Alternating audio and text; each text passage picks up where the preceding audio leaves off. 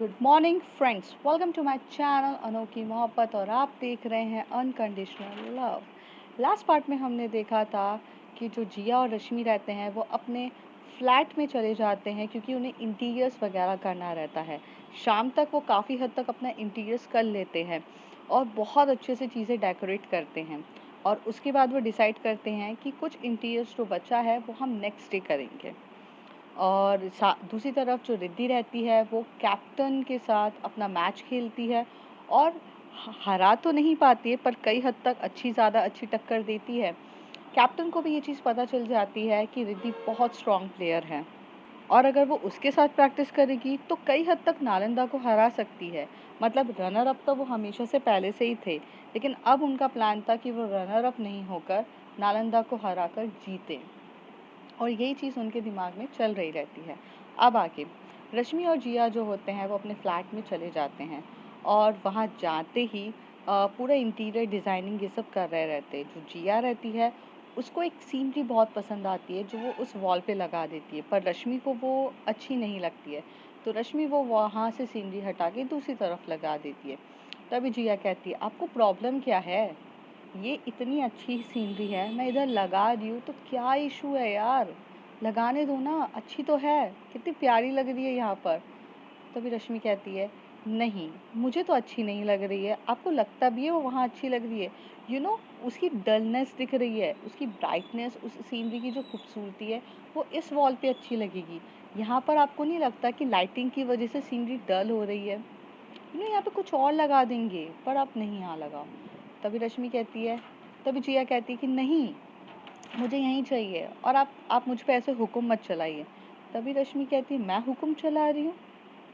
अगर आपको ऐसा लगता है तो ठीक है, हुक्म चला रही हूँ। और वैसे भी आप आदत डाल लीजिए, ये घर मेरा है और यहाँ पे मेरे रूल्स एंड रेगुलेशन चलेंगे।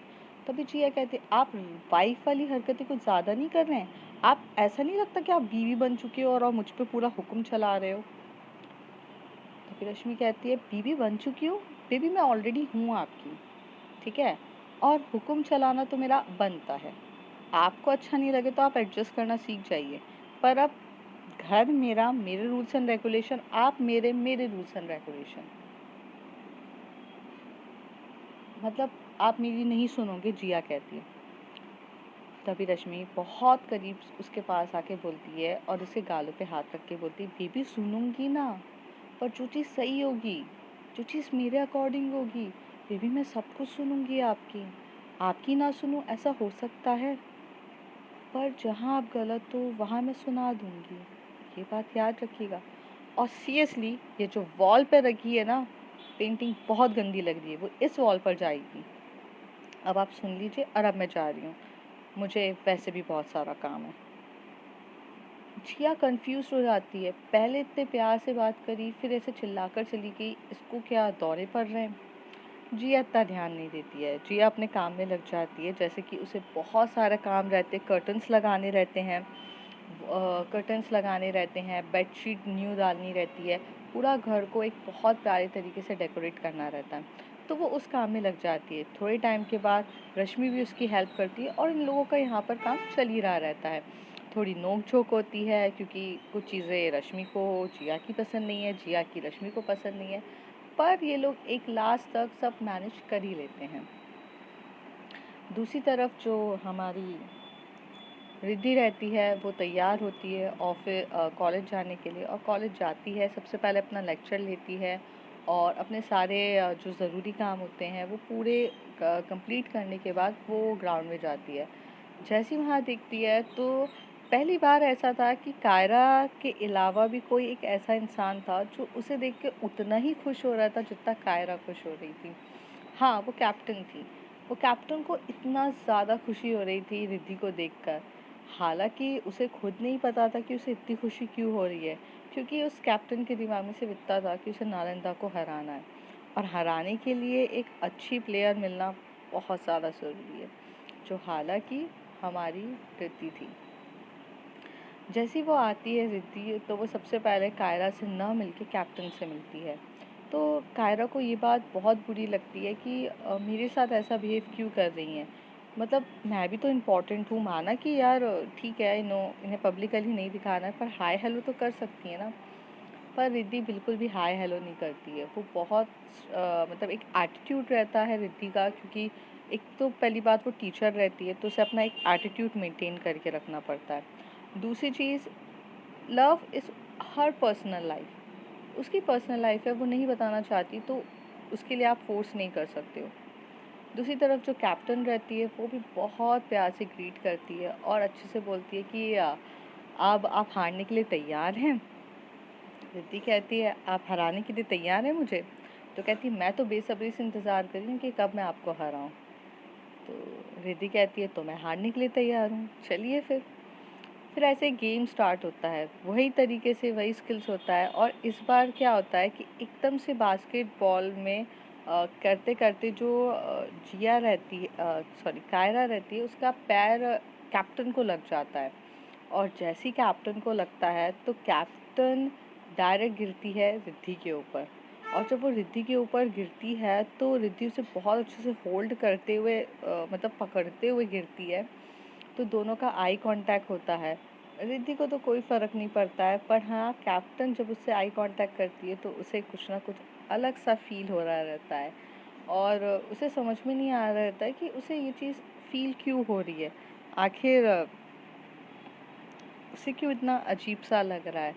और जैसे ही वो वहाँ से दोनों उठते हैं तो कायरा जैसी देखती है वो जल जाती है, इतनी ज़्यादा बुरी तरीके से जलती है कि उसके अलावा रिद्धि को कोई टच करे ये उससे बर्दाश्त ही नहीं होता है। वो एकदम से कैप्टन को बहुत रूडली वे में उठाती है और धक्का देती है। और अपना जो हाथ है वो रिद्धि की तरफ रखती है। रिद्धि उसका हाथ लेकर उठती तो है, पर वो बहुत शॉक्ड हो जाती है उसका ये बिहेवियर देख के, क्योंकि जिस तरीके से वो कैप्टन को उठा के धक्का देती है तो कैप्टन ऑलरेडी गिर जाती है दोबारा।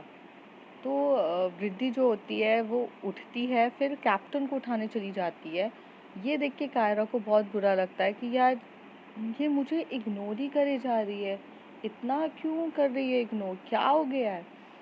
तभी रिद्धि सबके सामने कायरा को डांटती है और डांटते हुए कहती है, कायरा आपको दिखता नहीं है आपने किस तरीके से उठाया है कैप्टन को? अगर उन्हें चोट लग जाती, गिर जाती तो कैसे होता? आपको समझ में नहीं आता है कि कल मैच है, थोड़ा-सा पोलाइटनेस दिखाया जाए। आपको थोड़ा समझ के लेना चाहिए। ये देखकर कैप्टन को बहुत अच्छा फ़ील होता है कि यार उसके लिए किसी ने स्टैंड लिया। कैप्टन को बहुत लोग खड़ूस कहते थे, कैप्टन को प्राउडी कहा जाता था, कैप्टन को बहुत अलग-अलग नाम से जाना जाता था, क्योंकि वो बहुत स्ट्रिक्ट थी अपनी लाइफ में। लेकिन वो दिल की बहुत अच्छी थी, ये बात कोई नहीं समझता था, क्योंकि उसका जो एटीट्यूड, उसका ईगो, उसकी प्राउडी नेचर वो सब सामने दिखता था, तो सबको लगता था कि यार ये किसी काम की नहीं है, मतलब she is like most प्राउडी। But जब कायरा ऐसे हरकत जो कायरा की होती है, तब रिद्धि जब सपोर्ट करती है कैप्टन को, तो कैप्टन को बहुत अच्छा फील होता है। दूसरी तरफ कायरा बहुत बुरी हो जाती है और उसको बहुत बुरा लगता है, वो ग्राउंड छोड़ के चली जाती है। तभी कैप्टन बोलती है आप कहाँ जा रही हैं, ये गेम अभी ख़त्म नहीं हुआ है। तो कायरा कहती है मुझे गेम खेलने में भी कोई इंटरेस्ट नहीं है, आप बस अपना प्रैक्टिस करिए, मुझे कोई इंटरेस्ट नहीं है। रिद्धि को उसका ये बिहेवियर रिद्धि को उसका ये बिहेवियर बिल्कुल भी अच्छा नहीं लगता है और उसे थोड़ा-सा बुरा लगता है। तभी वो कहती है कैप्टन से, "आप मुझे 5 मिनट देंगी? मैं कायरा से ज़रा बात कर कर आती हूँ।" तो कैप्टन कहती है, "आप रहने दीजिए ना, वो अलग ही एटीट्यूड वाली गर्ल है। पता है पहले तो वो प्रैक्टिस में कभी आई नहीं और अब जब आई है तो इतना नाटक क्यों दिखा रही? कल ही आई है ये प्रैक्टिस करने के लिए और मुझे एटीट्यूड दिखा रही है। हद है इसकी, आपको जाने की ज़रूरत नहीं है और आप प्लीज़ मेरे लिए ऐसे मनाओ कि किसी को, तो मुझे अच्छा नहीं लगेगा।" तभी रिद्धि जो है वो एकदम से उसके हाथ में हाथ रखती है और कहती है, मुझ पे ट्रस्ट है आपको? कैप्टन को अजीब सा फील होने लगता है, तो कहती है हाँ है। तो कहती है तो बस वेट करिए ना, मैं बात कर लूँ उनसे, कि हो सकता है कि उन्हें मेरा डांटना पसंद नहीं आया हो, थोड़ा मिसबिहेवियर हो गया हो। कभी भी किसी भी चीज़ के लिए कम्युनिकेशन इज़ मोर इम्पॉर्टेंट। मैं बात करती हूँ ना उनसे। आप मुझे सिर्फ 10 मिनट दीजिए, मैं उनसे बात करके आती हूँ, तब तक आप अपनी प्रैक्टिस करिए, मैं आती हूँ। ऐसे कह के जो कायरा होती है वो बहुत, मतलब जो पहले होता है, कायरा बहुत गुस्से में भाग जाती है। एक जो एक क्लासरूम रहता है, अलोन क्लासरूम रहता है, पूरा एम्प्टी क्लासरूम रहता है, वो वहाँ जाकर बैठ जाती है। रिद्धि जाती है पीछे पीछे, तो पहले देखती है कि वो यहीं पर आई थी। वो बहुत सारे रूम्स चेक करती है, उसे नहीं मिलती है। फिर उसे फाइनली एक एम्प्टी रूम में कायरा बैठी रहती है हेड डाउन करके। तो रिद्धि को समझ में आ जाता है कि उसका ये बोलना उसे इतना ज़्यादा हर्ट कर गया है। तो वो अंदर जाती है और उसके बाजू में बैठती है और उसे टैप करती है शोल्डर पे और बोलती है, उठो कायरा। तो वो कहती है, रिद्धि जाओ, मुझे आपसे बात ही नहीं करनी है। आपको तो कैप्टन ही दिखती है ना, और कितना क्लोज ही होकर आप उसके साथ थी। आपको समझ में नहीं आया मुझे कितना बुरा लग रहा है। और बुरा लगा तो लगा, लेकिन आपने मुझे ही सुना दिया इतनी सारी बातें। तभी रिद्धि बोलती है, शांत हो जाओ, पहले आप मेरी बात सुनोगे। तो कहती, मुझे सुनना ही नहीं है ना, आप जाओ ना, आप अपनी प्रैक्टिस करो, जाओ कैप्टन के साथ प्रैक्टिस करो, बहुत बन रही है ना आपकी उसकी। रिद्धि को भी थोड़ा गुस्सा आने लगता है, क्योंकि ये एक बार का नहीं था। रिद्धि एक बार अवॉइड कर सकती है, 2 बार अवॉइड कर सकती है, पर जिया का ना, सॉरी, कायरा का तो हमेशा का ही था ऐसा। कायरा किसी भी लड़की को अगर रिद्धि के क्लोज आके देखती थी तो वो गलत ही समझती थी। संजना हो गई या खुशी हो गई या कोई भी हो, जो भी लड़की इसके पास आती है वो गलत ही समझती है। पिछली बार जो के साथ भी इसने बहुत गंदा बिहेव किया था, बहुत ज़्यादा इसका इस तरीके से हो जाता है। तो रिद्धि को वो सारी बातें याद आती है कि ये अभी का नहीं है, पहले भी हो चुका है। तो रिद्धि उठ के बस जा ही रही रहती है। तभी कायरा उसका हाथ पकड़ के बोलती है, आप कहाँ जा रहे हो। तभी वो बोलती है, हाथ छोड़ो मेरा। रिद्धि बहुत सख्त लहजे से कहती है, मैंने कहा हाथ छोड़िए मेरा। आपको समझाकर कोई फ़ायदा नहीं है। आप अपना नेचर नहीं बदल सकती हैं, और मैं आपको समझा समझा के थक गई हूँ। आपको हमेशा से ऐसी लगता है ना कि मैं लड़कियों के पास जाती हूँ या मेरा किसी के साथ कुछ ना कुछ चलता ही रहता है। पहले जो थी, आपने जो के टाइम पे भी मुझे यही समझा। मेरी दोस्त अगर मेरे पास आके हक करती है तो गलत हूँ। संजना आकर खुद प्रपोज करती है तो मैं गलत हूँ। अगर कैप्टन मेरे ऊपर गिर जाती है तो मैं गलत हूँ। अगर हर चीज़ में आपको मुझे गलत ही समझना है तो मैं यहाँ पर आपके पास आई नहीं हूँ कि अपने आप को सही साबित करूँ। अपनी सफाई देने की आदत नहीं है मेरी। और अपना ये जो इम्पल्सिव नेचर है ना आपका, इसे आप कंट्रोल करके रखेंगी तो ज़्यादा बेटर है। जेलसी में कभी ऐसा ना करो कि हर्ट हो जाए कोई। मैं समझ गई थी आप जेलस हुए हो। आपने जिस तरीके से कैप्टन को धक्का दिया वो गलत था, वो काफ़ी ज़्यादा गलत था, लेकिन आपको नहीं आता समझ में। ऐसे बिहेव करेंगे आप पब्लिक में। क्यों आपको ट्रस्ट नहीं है कि आपकी गर्लफ्रेंड आप ही की है? क्यों नहीं है आपको ट्रस्ट? ऑल टाइम मुझे हर बार आपको ये क्यों बताना पड़ता है कि जो चीज़ आपकी है वो आप ही की रहेगी? किसी भी चीज़ को बांध के रखना या किसी भी चीज़ के पीछे ऐसे भागना गलत है। शायद अगर आप ये चीज़ समझ जाती तो आपको ये बिहेव नहीं करना पड़ता। मुझे आपके साथ ना वो कॉन्फिडेंस लेवल क्यों नहीं दिखता है आपको, जो होना चाहिए अपने पार्टनर के लिए कि हाँ मेरी पार्टनर है, कॉन्फिडेंस लेवल है। प्रैक्टिस क्यों कर रही हूँ मैं वहाँ पर? मुझे शौक चढ़ा था कि मैं ग्राउंड में आऊँ और देखूँ। अरे आपके लिए आती हूँ मैं। इतना भी अगर आप नहीं समझ पाते हो तो मैं कुछ नहीं कर सकती कायरा। हर रिलेशनशिप एक ट्रस्ट पे होता है, अपने पार्टनर पे। आपको क्यों नहीं है ट्रस्ट? आप सिक्योर्ड नहीं हो, आपको अनसिक्योरिटी ऑल टाइम रहती है। कभी आपने मुझसे पूछा कि मुझे अनसिक्योरिटी होती है? मुझे नहीं है। मुझे इतना पता है कि आप कहीं पर भी रहोगे, आप मेरे पास ही आओगे। जब आपकी लाइफ में मयंक था तब भी मैं श्योर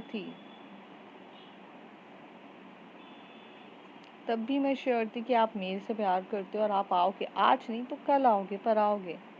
वो श्योरिटी, वो कॉन्फिडेंस लेवल आपके पास कभी नहीं है। और मुझे समझ में नहीं आता क्यों इतना इशू करते हो। कायरा चुपचाप अपनी नज़रें झुकाकर सिर्फ और सिर्फ रिद्धि की बात सुन रही थी। और रिद्धि की बात सुनना उसे पड़ ही रहा था क्योंकि वो गलत थी। ऑल टाइम हर चीज़ के लिए रिद्धि को ब्लेम करना कि आपके पास सारी लड़कियां आती है, जबकि वो कभी किसी लड़की के पास जाती नहीं है या कभी कुछ होता नहीं है। उसका सिंपल सा नेचर, उसकी बात करने की अदाएं और उसका वो सख्त लहजा ही इतना अट्रैक्टिव रहता है कि रिद्धि के से कोई भी पसंद कर ले रिद्धि को। रिद्धि एक मोस्ट अट्रैक्टिव पर्सन रहती है, not by look but by her nature. उसका नेचर इतना क्यूट रहता है, इतना अच्छा रहता है कि कोई भी उसे नेचर से पसंद करेगा और फ्लैट होता है। ये बात कायरा कभी समझ नहीं पाती है। उसे ऐसा लगता है कि वो जानबूझ के अट्रैक्ट करती हैं। हालांकि ये सब बातें इतनी ज़्यादा रहती है कि वो कुछ कहना नहीं चाहती है।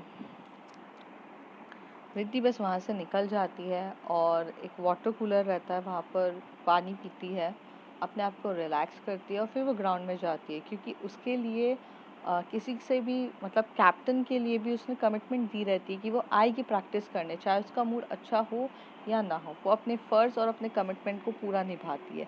तो वो चुपचाप चली जाती है वहाँ पर प्रैक्टिस करने के लिए।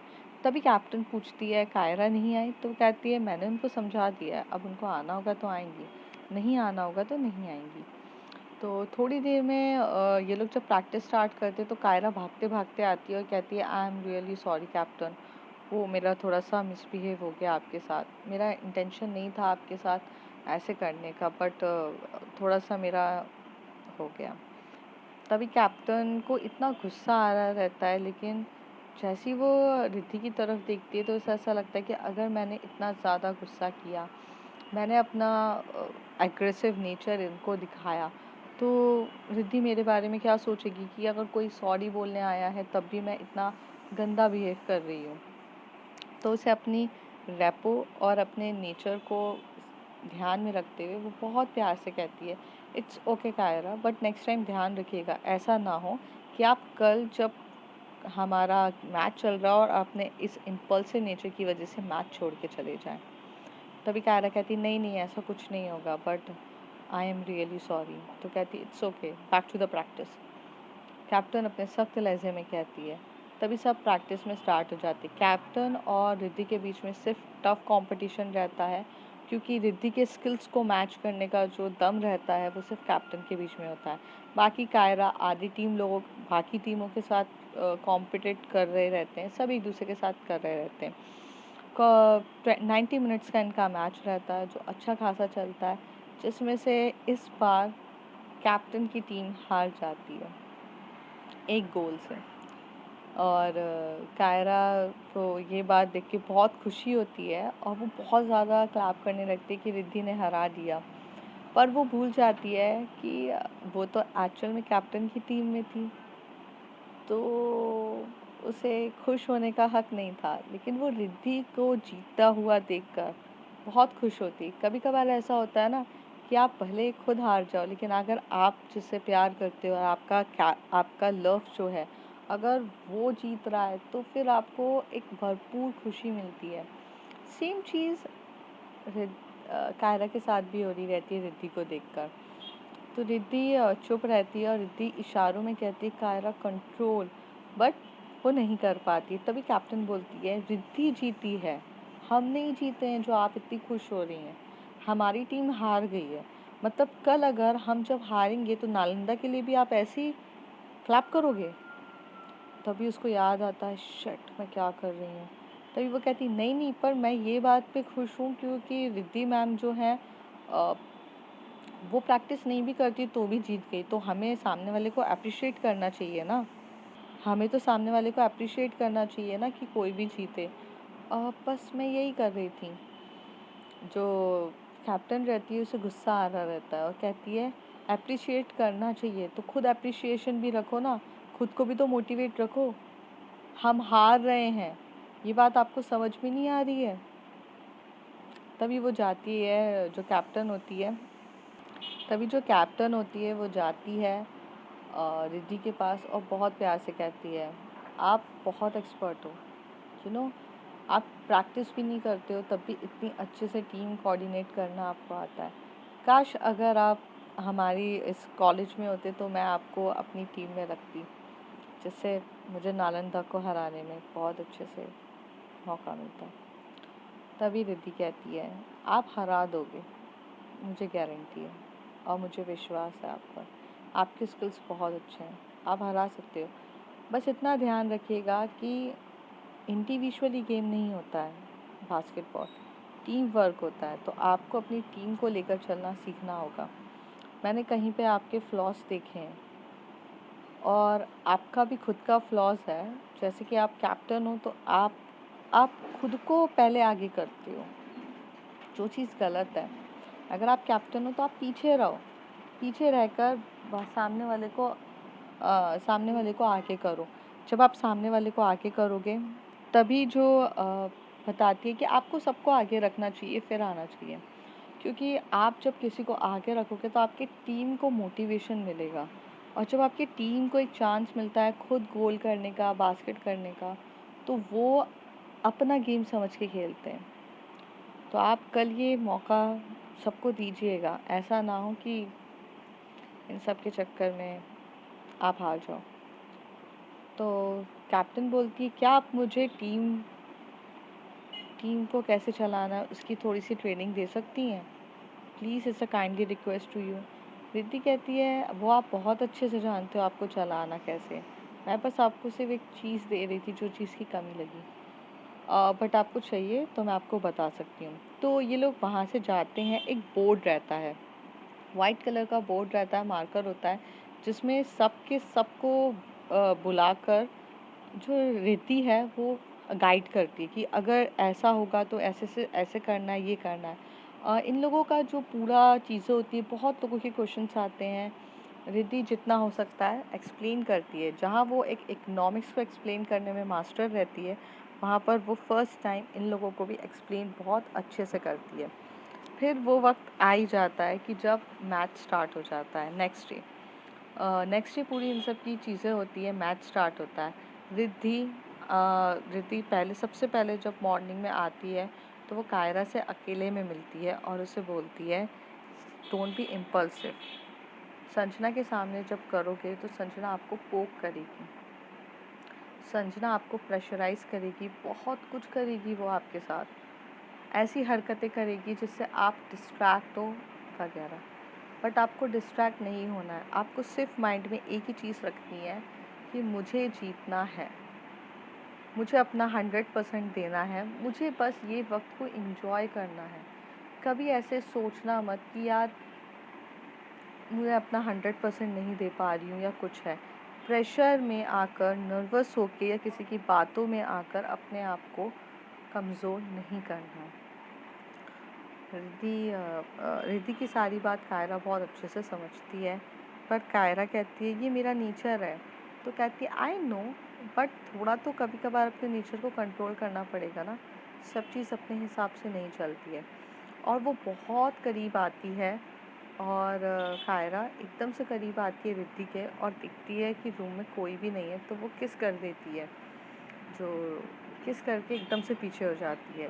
रिद्धि सोचने लगती है ये क्या था, पर रिद्धि जो होती है वो भी आजू बाजू देखती कोई नहीं होता है, तो बहुत अच्छे से किस करती है। वो बहुत प्यारा सा स्मूच करती है, बहुत डीपली स्मूच करती है, और कभी अपर लिप किस कर रही रहती है, कभी लोअर लिप किस करती है, और 5 मिनट तक किस करने के बाद बोलती है बेबी गेम को खेलना अच्छे से, टीम वर्क अच्छे से करना और अपना ध्यान रखना, मैं यहीं पर हूँ और यहीं पर ही रहूँगी, जाओ आप गेम खेलो।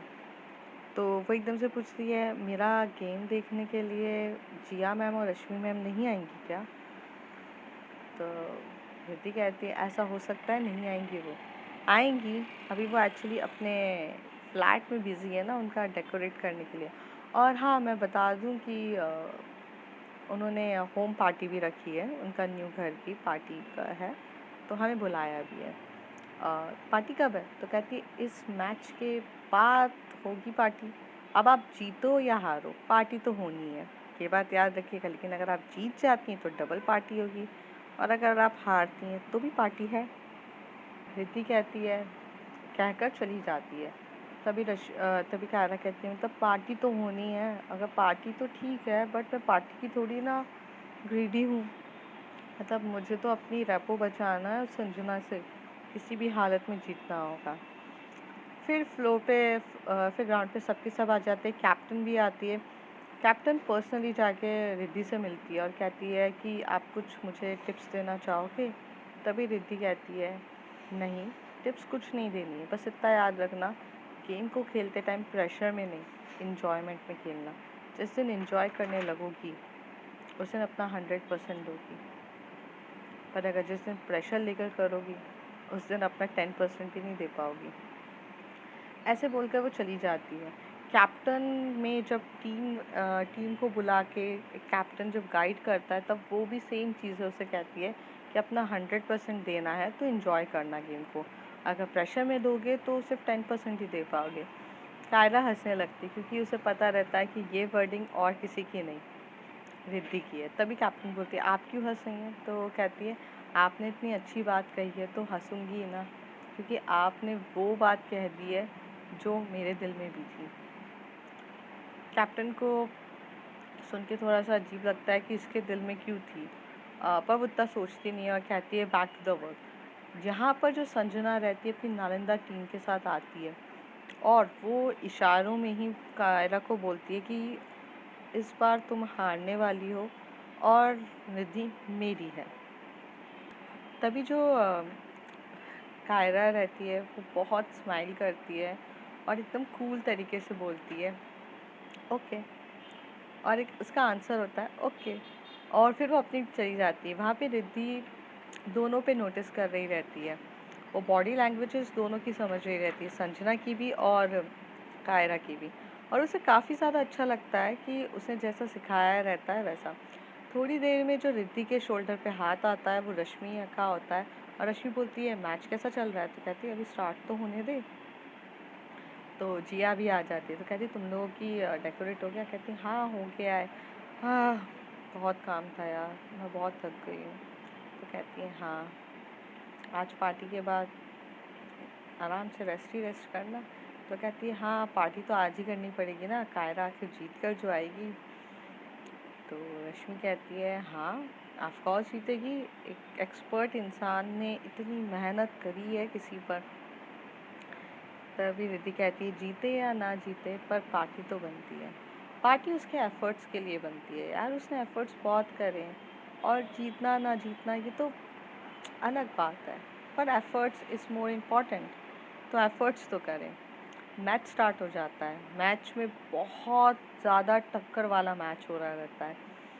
एक तरफ नालंदा बहुत ज़्यादा स्ट्रॉन्ग टीम रहती है, उसकी कैप्टन और इधर की कैप्टनों के बीच में तो लड़ाई चल रही रहती है। दूसरी तरफ जो संजना है वो कायरा को बहुत ज़्यादा परेशान कर रही रहती है, कभी वो उसके पैर पे पैर रख देती है तो उसे हर्ट करती है। जो रिद्धि रहती है वो सब कुछ नोटिस कर रही रहती है, लेकिन वो एक चीज़ के लिए सेटिस्फाइड होती है कि कायरा अपना इम्पल्सिव नेचर को बहुत कंट्रोल करती है। वो कुछ भी ऐसी चीज़ नहीं करती कि उसको रेड कार्ड मिल जाए जिसकी वजह से वो बास्केटबॉल टीम से आउट हो जाए, वो बिल्कुल ऐसा नहीं करती है, वो बहुत अच्छे से करती है। लगभग जो इनके गोल्स हो रहे रहते हैं वो टक्कर के होते हैं, दोनों के 8-8 स्कोर्स होते हैं। पहले दोनों के 8-8 स्कोर्स होते हैं, फिर बहुत ज़्यादा हो जाता है, नालंदा जीत रही रहती है, बहुत ज़्यादा जीत रही रहती है और जो अजंता है वो हार रही रहती है। तो अजंता की टीम वाले जो रहते हैं वो बहुत ज़्यादा डिसअपॉइंटेड हो रहे रहते हैं कि यार इस बार भी हम रनर अप ही रहेंगे क्या, हमें क्या जीतने का मौका नहीं मिलेगा। फिर जब फर्स्ट हाफ ख़त्म होता है तो सेकंड हाफ में बहुत ज़्यादा स्ट्रैटेजी बनाई जाती है कैप्टन के थ्रू, और जब वो कैप्टन वो स्ट्रैटेजी को फॉलो करवाती है काफ़ी ज़्यादा गोल होते हैं। कायरा भी बहुत ज़्यादा गोल करती है, जो नालंदा टीम से टक्कर हो जाती है दोनों का सेम स्कोर होता है। फिर एक जब पूरा सेम स्कोर्स हो जाता है फिर पॉज हो जाता है, मतलब टाई अप हो जाता है गेम। बाद में टाई अप को तोड़ने के लिए 5-5 गोल्स मिलते हैं, 5 बार चांस मिलते हैं कि बॉल को थ्रो करना है। तो इस बार एक्सपर्ट आती है हमारी कैप्टन, और कैप्टन जितनी बार भी गोल मारती है, कैप्टन एक 2 बार गोल मारती है और वो जीतती है। फिर कायरा आती है, कायरा भी गोल मारती है, जीतती है। सेम नालंदा की साइड से भी चल रहा रहता है। दोनों का टक्कर हो जाती है 4-4 पर। अब सिर्फ एक ऐसा गोल होगा जिसकी वजह से जीतेंगे। तो अब जब करते हैं तो अजंता फाइनली जीत जाती है। ये फर्स्ट टाइम था जहाँ अजंता टीम जीतती है। और जब वो जीतती है तो इतना खुश होती है कि आउट ऑफ कंट्रोल हो जाती है कायरा। और कायरा पूरा का पूरा वहाँ से भागकर जाके रिद्धि को इतना टाइटली हग करती है, इतना टाइटली कि वो रिद्धि थोड़ा सा बैंड हो जाती है उसका हग देखकर। कैप्टन को ये बात बिल्कुल अच्छी नहीं लगती है कि ये रिद्धि और उसके बीच में चल क्या रहा है, क्योंकि कैप्टन को तो कुछ अंदाज़ा भी नहीं रहता है। वहाँ संजना को जैसे ही पता चलता है तो वो इतनी ज़्यादा अपसेट हो जाती है और गुस्से में वो ग्राउंड छोड़ के चली जाती है। कैप्टन का इस तरीके का बिहेवियर रिद्धि का देख के रिद्धि भी उसे मना नहीं करती है, उसे हग बैक करती है। और सबके सब वहाँ देख के शॉक्ड हो चुके रहते हैं। अब देखते हैं फ्रेंड्स आगे क्या होता है। If you like my story, like share and subscribe. Thank you.